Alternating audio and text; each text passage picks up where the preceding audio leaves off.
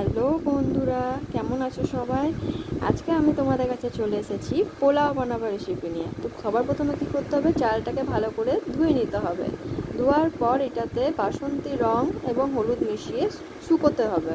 পুরোপুরি শুকিয়ে গেলে সেটাতে সামান্য ঘি মাখিয়ে দিতে হবে। তারপরে কাজু, কিশমিশ, লং, এলাচ, দারচিনি, তেজপাতা, শাহজিরা, ঘি নিয়ে নিতে হবে।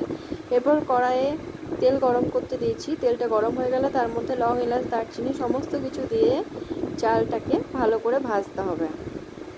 চালটাকে খুব ভালো করে ভাজতে হবে যতক্ষণ না চালের থেকে একটা চিটচিট টাইপের আওয়াজ আসছে, ততক্ষণ চালটাকে ভেজে যেতে হবে। চালটি যখন পুরোপুরি এখন ভাজা হচ্ছে, চালটা যখন পুরোপুরি ভাজা হয়ে যাবে সেটিকে আমি হাঁড়িতে ঢেলে নিয়েছি। তোমরা চাইলে প্রেসার কুকারেও করতে পারো। সেক্ষেত্রে তোমাদের যত পরিমাণ চাল থাকবে, কাপ চাল থাকবে তার ডবল পরিমাণ জল দেবে। আর কুকারের ক্ষেত্রে হলে মধ্যমা আঙুলের পর্যন্ত যতটা চাল থাকবে তার মধ্যমা আঙুলের 2 করে উপরে যেন জলটা থাকে। এরপর আমি পরিমাণ মতো চিনি দিয়ে দিলাম, পরিমাণ মতো লবণ দিলাম।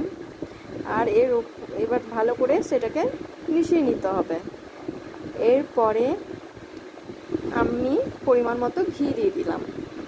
ঠিক আছে, এক্ষেত্রে বলে রাখি, যদি 500 চাল হয় সেক্ষেত্রে 250 চিনি দিলে ভালো টেস্ট আসে।